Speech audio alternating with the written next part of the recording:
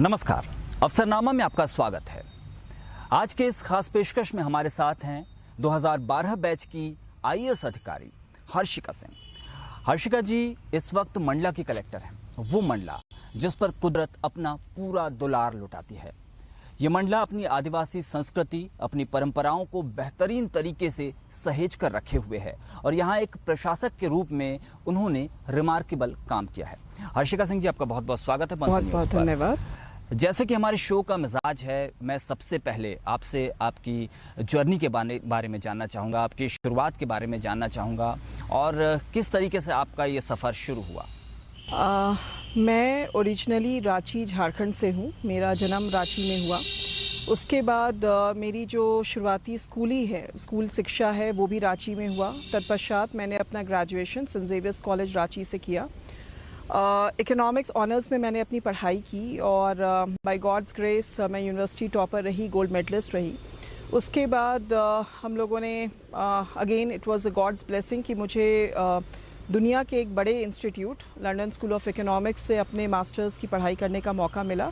तत्पश्चात वापस आकर मैंने यूपीएससी का अटेम्प्ट लिया। पहले अटेम्प्ट में भी मेरा एग्ज़ाम पास हुआ था पर रैंक नीचे था। फिर तत्पश्चात हमने 2012 यानी कि नेक्स्ट अटेम्प्ट लिया और उसमें मैं आईएएस के रूप में मेरा चयन हुआ। जी बिल्कुल।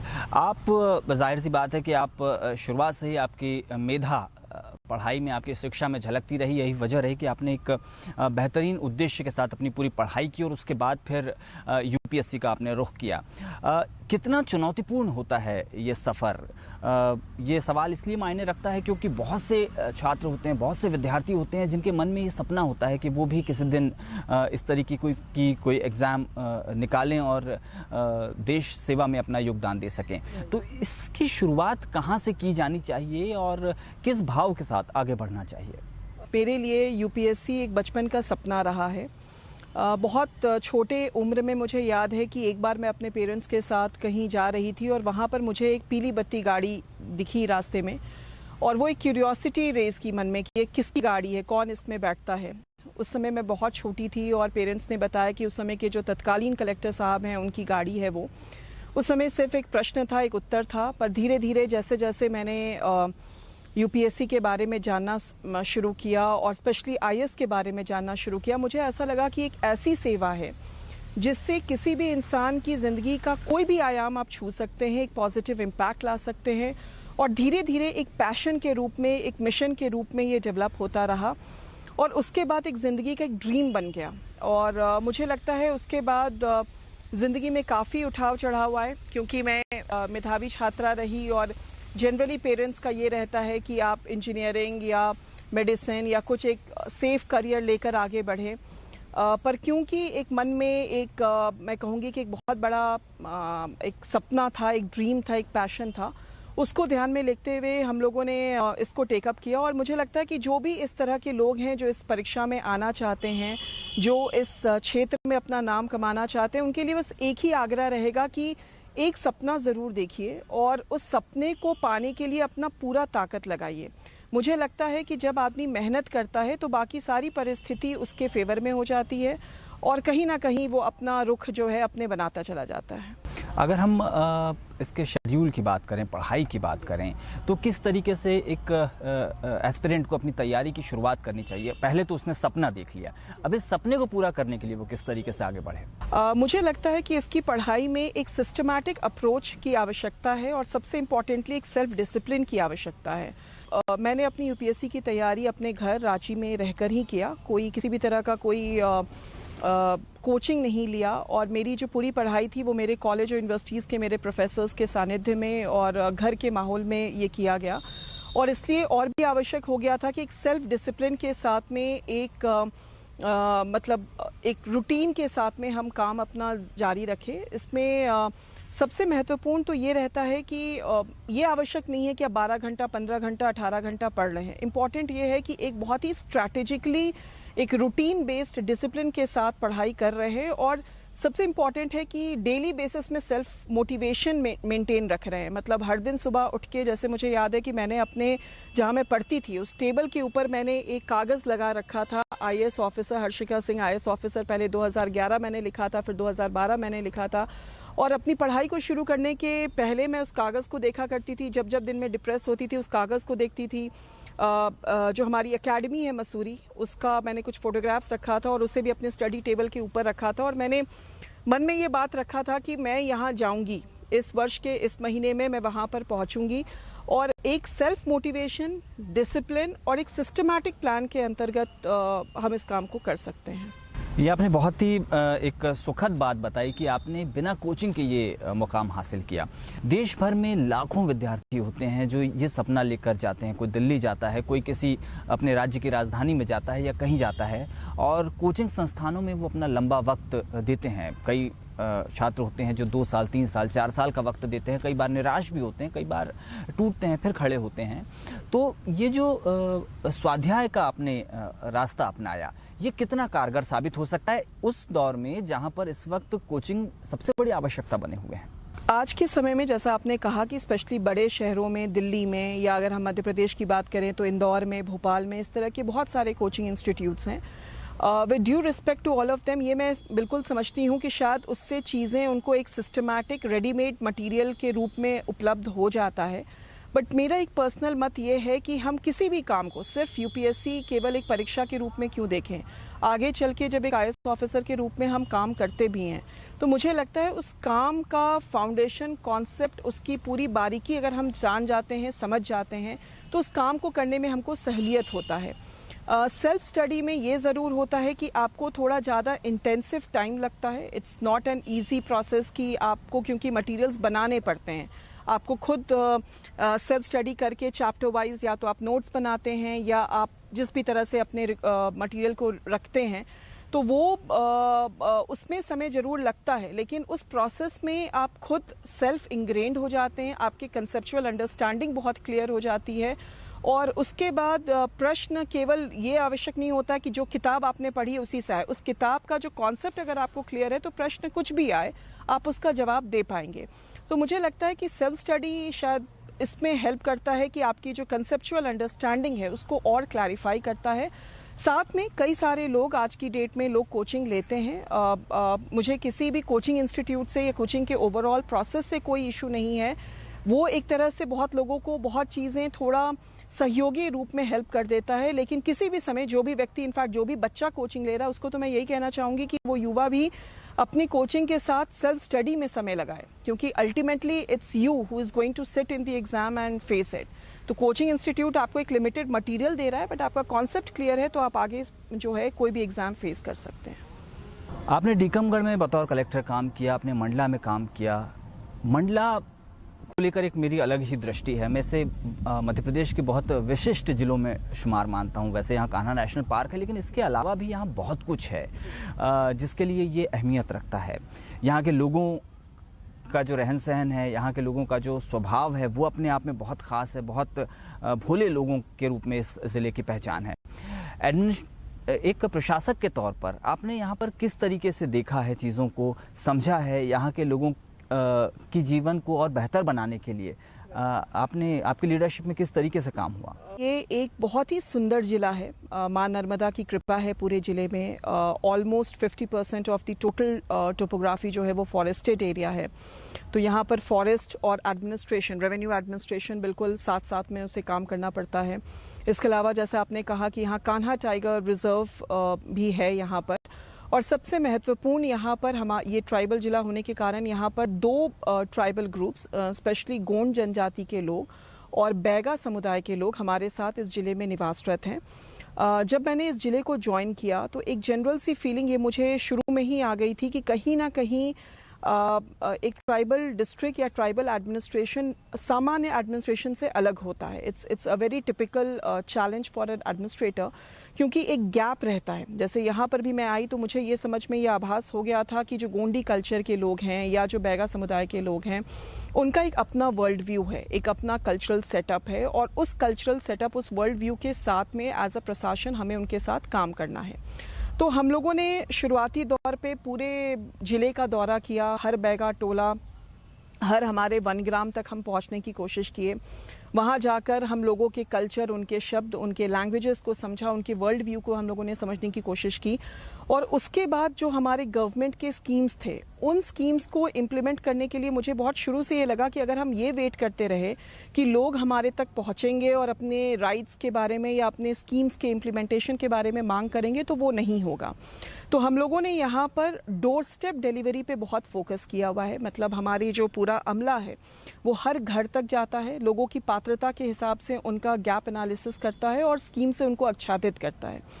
तो ये तो हो गई हमारे एक प्रशासनिक तौर पे, पर हम लोगों ने कुछ ऐसी चीज़ें भी करने की कोशिश की जो हमारे ओवरऑल ट्राइबल कल्चर के साथ जो हमारा एडमिनिस्ट्रेटिव रिलेशनशिप है उसको बनाए रखे। जैसे यहाँ पर मैं आपको बताना चाहूँगी कि हम ये जैसा मंडला जाना जाता है, अपने गोंडवाना के जो कार्यकाल था वो बहुत रिच ट्राइबल कल्चर के लिए जाना जाता है, रिच हिस्ट्री के लिए जाना जाता है। और उस समय के बावरियाँ हम लोग काफ़ी सुनते थे कि यहाँ पर गोंडी काल के बावरियाँ हैं जो कि कहीं पड़ी हुई हैं।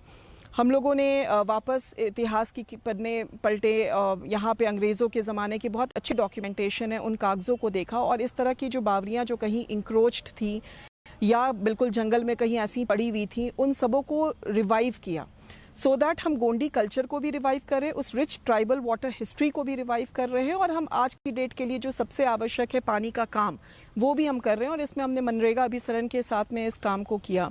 इसी के साथ जैसे यहाँ पर एक ट्राइबल कल्चर का बहुत इम्पॉर्टेंट मिलेट जिसको हम कहते हैं कोदो कुटकी, ये इनके इतिहास का एक पार्ट रहा है और ऐतिहासिक तौर पे कल्चरली ट्राइबल्स इसको उगाते रहे हैं, बट क्योंकि अभी उनको उसका रिटर्न बहुत अच्छा नहीं मिल रहा था तो कहीं ना कहीं एक लुप्त होता जा रहा था।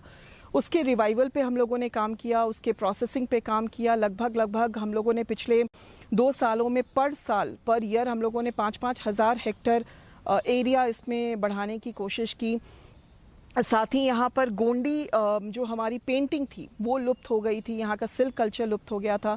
तो हम कोशिश ये कर रहे हैं कि पुराने कल्चर के साथ, पुराने ट्राइबल कल्चर के साथ अपने एडमिनिस्ट्रेटिव एस्पेक्ट्स को मिलाकर एक इस तरह का वातावरण बनाए जिसमें उन लोगों के लिए हम काम करें जहाँ पर हम हैं और जिनके लिए ये काम होना चाहिए। आदिवासियों के बीच चूंकि उनका बहुत गौरवशाली इतिहास रहा है, किस तरीके का आप एक सामंजस्य स्थापित करती हैं कि उनका जो कल्चर है वो भी सहेज कर रखा जा सके और वो वक्त के साथ कदम ताल भी कर सके? तो ये दोनों चीज़ों को आप कैसे काम करने की कोशिश करती हैं? मैंने जैसे आपको बताया कि as a tribal administrator and मेरी जो भी अभी तक की अंडरस्टैंडिंग रही है, बचपन से जब से जन्म लिया है, मेरी पूरी स्कूलिंग और कॉलेज इस तरह के माहौल में, वहाँ जहाँ पे मेरे शायद best of the friends tribal community से हैं आज भी, चाहे वो स्कूल के फ्रेंड्स हों, चाहे कॉलेज के फ्रेंड्स हों, तो वो मुझे एक उनकी ज़िंदगी को देखने का एक मौका बचपन से मिला है।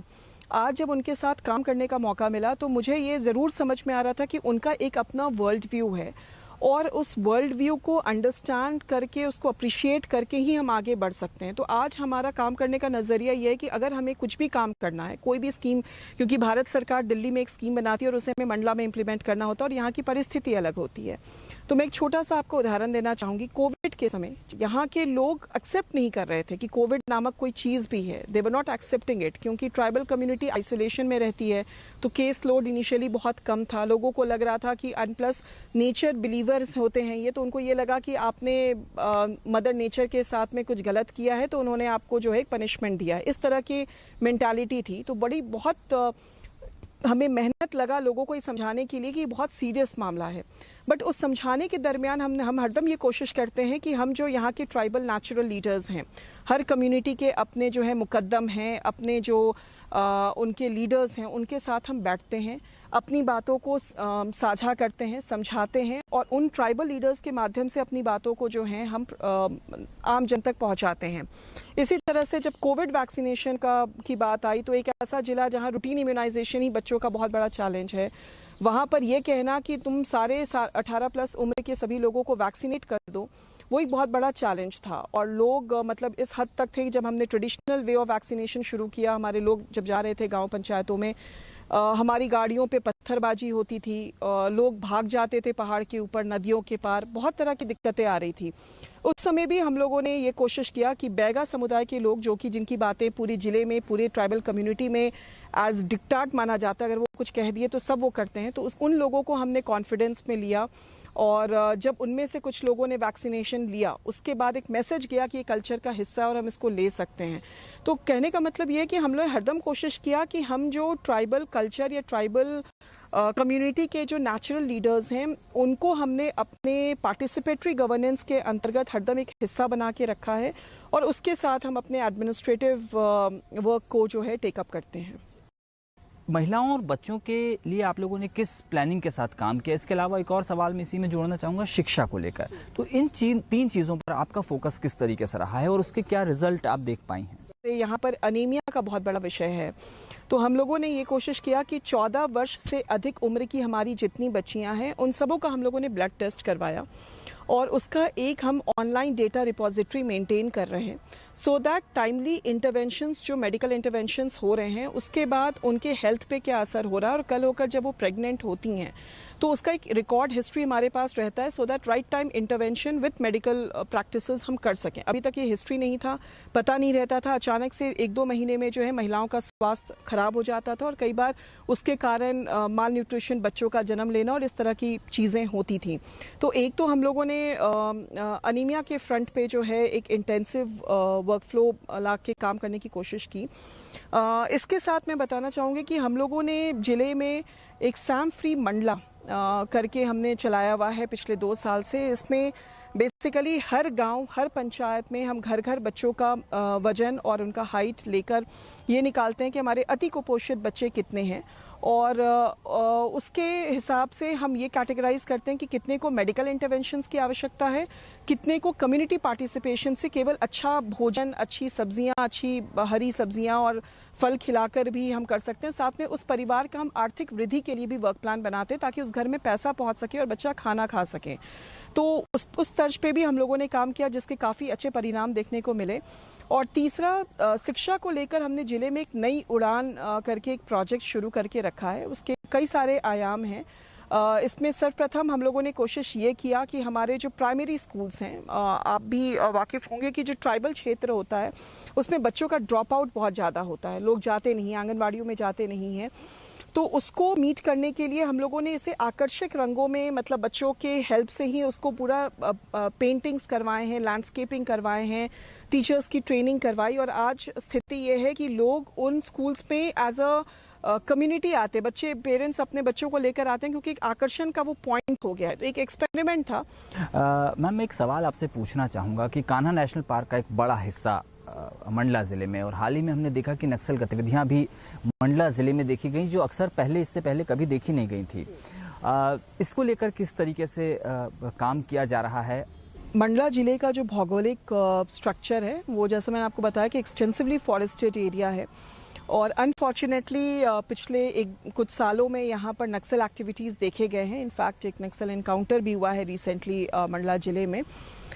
यहाँ पर जो कान्हा और उसके आसपास के क्षेत्र है, उसमें ये एक तरह का इनका एक एक्सटेंशन प्लान चल रहा है, जिसमें ये छत्तीसगढ़, मंडला और झारखंड को कनेक्ट करने का इनकी एक कार्ययोजना के अंतर्गत ये लोग काम करने की कोशिश कर रहे हैं।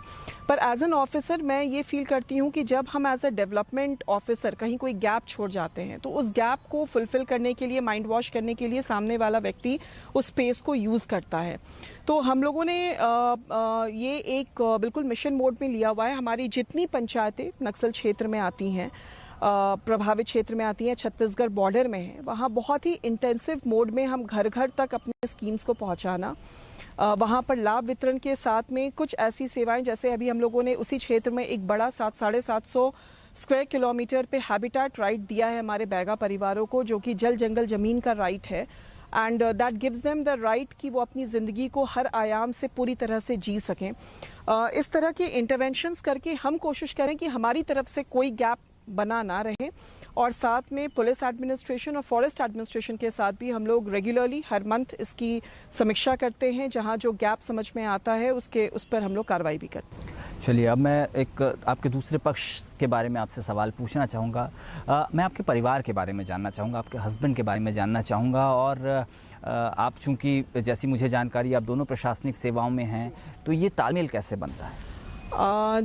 मेरे हस्बैंड रोहित सिंह हैं, वो 2012 बैच के ही ऑफिसर हैं और आज नरसिंहपुर ज़िले के कलेक्टर के रूप में पदस्थ हैं। एज एडमिनिस्ट्रेटिव ऑफिसर्स डेफिनेटली थोड़ा चैलेंजिंग तो हो जाता है to maintain the balance, but I think for us हम दोनों एक दोस्त की तरह ज़्यादा हैं। मतलब rather than husband wife, core husband wife, हम एक दोस्त की तरह हैं और साथ में हंस लेते हैं, साथ में रो लेते हैं। अगर ऑफिस में कोई दिक्कत आती है तो साथ में डिस्कस कर लेते हैं। कुछ खुशी के पल होते हैं तो वो साथ में डिस्कस कर लेते हैं। एंड वी ऑलवेज ट्राई कि ऑफिस के बियॉन्ड भी हमारा एक पर्सनल स्पेस है और उसको हम मेंटेन करने की कोशिश करते हैं। हमें घूमने का शौक है, तो जब मौका मिलता है हम कोशिश करते हैं कि हम दोनों साथ में जाएं ताकि कम से कम कुछ समय साथ में बिताएं। और एक मैं कहूँगी कि एक बहुत बैलेंस्ड वे में हम कोशिश करते हैं कि अपनी ज़िंदगी को हम बिल्कुल। आप चूंकि अध्ययन में आपकी रुचि शुरू से रही है, तो क्या वो शौक अब भी जिंदा है, वक्त निकालती हैं? जी बिल्कुल। मुझे ऐसा लगता है कि कहीं ना कहीं पढ़ना और पढ़ाना दोनों एक शौक का मेरा हिस्सा रहा है। और आज भी कई बार ऐसी स्थिति आती है कि दिन बहुत रात काफ़ी लेट से कंप्लीट होता है, मे बी 12 बजे 1 बजे, कई बार लंबा दिन चलता है।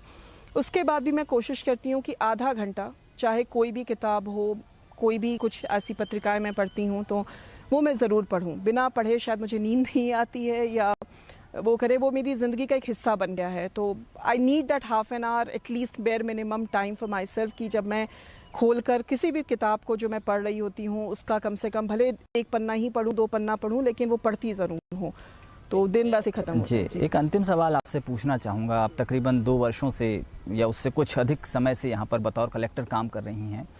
इस आदिवासी ज़िले की सबसे ख़ास बात क्या है? कोई एक ऐसा अनुभव जो आपके जहन में पूरी उम्र जिंदा रहेगा? यहाँ पे एक मवई हमारा ब्लॉक है, वो काफ़ी दुरस्त का ब्लॉक है और यहाँ पर जस्ट मैंने पदस्थी मेरी हुई थी और वहाँ पर हम लोग भ्रमण करने गए थे। एक वहाँ पर टोला था जो कि लगभग 25-30 किलोमीटर उस पर ट्रैकिंग करके हमें पहुँचने की आवश्यकता पड़ती है और लोग ये बताया कि काफ़ी सालों से वहाँ कोई प्रशासनिक अधिकारी नहीं पहुँच पाया है।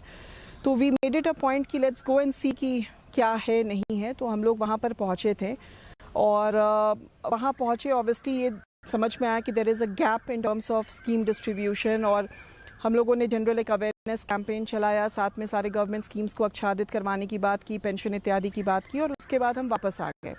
एटलीस्ट अ मंथ के बाद इसी ऑफिस में शाम के वक्त एक महिला पहुंची। ये इनफैक्ट एक कोइंसिडेंस है क्योंकि ये एपिसोड मेरे साथ मेरी पहली पदस्थी में भी हुआ और भगवान की शायद कृपा थी कि दोबारा ये एपिसोड मेरे साथ हुआ। तो वो मेरे कार्यालय में पहुंची वो महिला, काफ़ी एजेड थी और अम्मा अपने हाथ में कुछ मीठा लेकर आई हैं और वो आपको देना चाह रही हैं। तो I called her and it was a deja vu movement for me because ऐसा कुछ एक इंसिडेंट मेरे साथ मेरी पहली पदस्थी में भी हो गई थी और सेम एपिसोड मेरे साथ हुआ कि ये महिला से जब मैंने पूछा कि हाँ माँ बताएं कोई दिक्कत कोई समस्या, तो उसका कहना था दिक्कत समस्या नहीं, आपने तो सब निदान कर दिया, हमारा जो है हमारे घर में पानी आ गई, हमको घर सैंक्शन हो गया, मुझे पेंशन मिल गया। तो इन सब का जब पैसा आ गया तो मुझे लगा कि इसका जो पहला खाना हमने घर में मीठा बनाया तो सोचा उसका पहला कौर जो है जिस आदमी ने हमें दिया है उसके पास हम ले चलें। तो ये एक मुझे लगता है कि आम जन की जो यहाँ के लोग हैं वो कितने साफ मन के हैं, कितने अच्छे मन के हैं, वो दर्शाता है। और एक मेरा इस सर्विस में होना, एक इंसान के नाते मेरा ये काम करना, मुझे लगता है कि वो एक वैसा वाक्य था जो मुझे हिट किया। बिल्कुल, हम अपने दर्शकों को भी यही बताना चाहेंगे कि ये वो मंडला है जो कलेक्टर ऑफिस में शाम को 7:30 बजे जब वो महिला पहुंची मिठाई लेकर, चाहे रजवंती बाई हों, ये वो सादे लोग हैं जो इस मंडला की पहचान है, इस गोंडवाना हार्टलैंड की पहचान है। और शायद यही वजह है कि मंडला देश भर के लोग, विदेशों के लोग पहुंचते हैं। कान्हा नेशनल पार्क के अलावा भी वो यहाँ के लोगों को जानते हैं, समझते हैं, यहाँ की संस्कृति को देखते हैं, यहाँ के परिवेश को देखते हैं और शायद बहुत कुछ यहाँ की चीज़ें सिखाती भी हैं। तो मंडला कलेक्टर और आईएएस अधिकारी हर्षिका सिंह की जुबानी हमने उनकी पूरी यात्रा सुनी। उन्होंने मोटिवेट भी किया युवाओं को, साथ ही बताया कि एक प्रशासनिक अधिकारी के तौर पर किस तरीके से वो काम कर रही हैं, उसके क्या रिजल्ट सामने आ रहे हैं। हर्षिका जी, आपका बहुत बहुत धन्यवाद। बहुत बहुत धन्यवाद। Thank you. नमस्कार।